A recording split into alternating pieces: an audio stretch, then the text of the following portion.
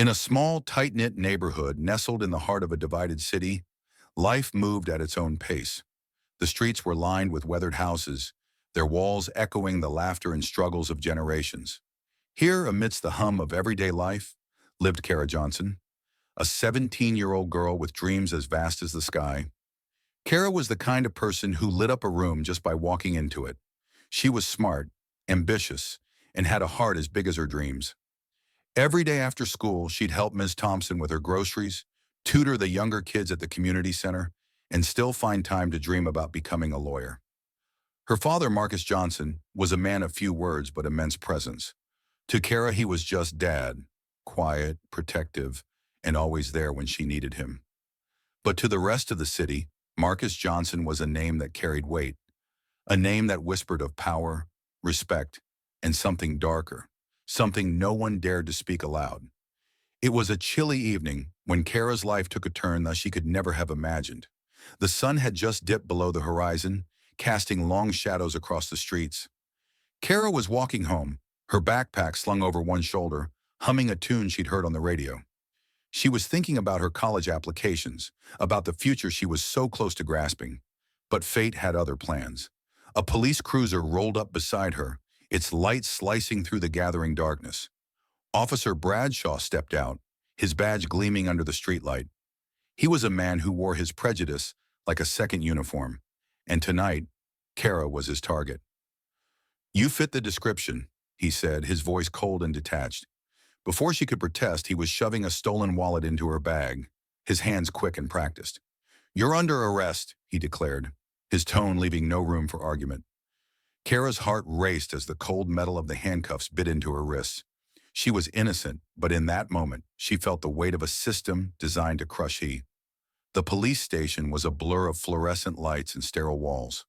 Kara was processed like a piece of evidence, fingerprinted, photographed, and thrown into a holding cell.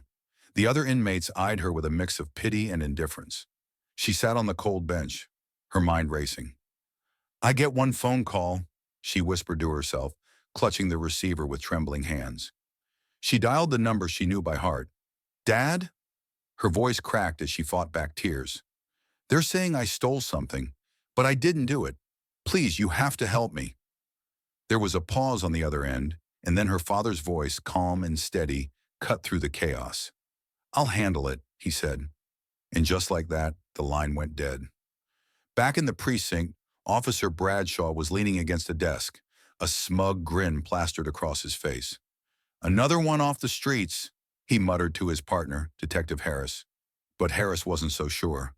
He'd seen the fear in Kara's eyes, the kind of fear that didn't belong to a guilty person. "What did you say her name was?" Harris asked, his brow furrowed. "Johnson," Bradshaw replied, his tone dismissive. "Kara Johnson." The moment the name left his lips, the room seemed to grow colder. Harris froze, his eyes widening. "Johnson?" he repeated, his voice barely above a whisper.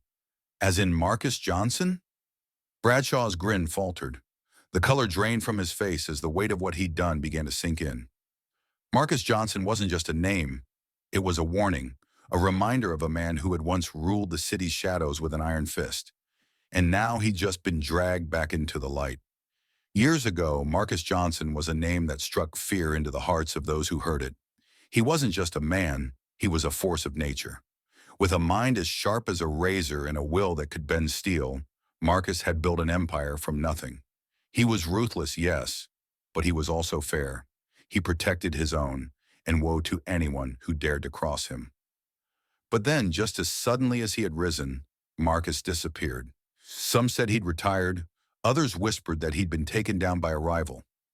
But the truth was far simpler. Marcus had walked away. He'd left it all behind to raise his daughter, to give her the life he never had. And now that life was in danger. The precinct doors swung open with a force that made everyone jump. Marcus Johnson stepped inside, his presence filling the room like a storm cloud. He didn't need to say a word. His eyes said it all. They burned with a fire that hadn't been seen in years. "Where's my daughter?" he demanded, his voice low and dangerous. The officers exchanged nervous glances, their bravado crumbling under his gaze. Bradshaw tried to speak, but the words caught in his throat. Marcus didn't wait for an answer. He strode past them, his footsteps echoing like thunder, until he reached the holding cell. Kara looked up, her eyes wide with relief and fear. "Dad," she whispered, her voice breaking. Marcus didn't say a word. He simply unlocked the cell and pulled her into his arms, holding her like he'd never let go. In the days that followed, the city held its breath. Officer Bradshaw was suspended, his career in shambles. Detective Harris launched an investigation into the department's practices, determined to root out the corruption that had festered for too long. And Marcus? He returned to the shadows, but not before sending a clear message. No one touches his family. Kara went back to her life, but she was changed. She'd seen the system for what it was, and she was more determined than ever to fight it.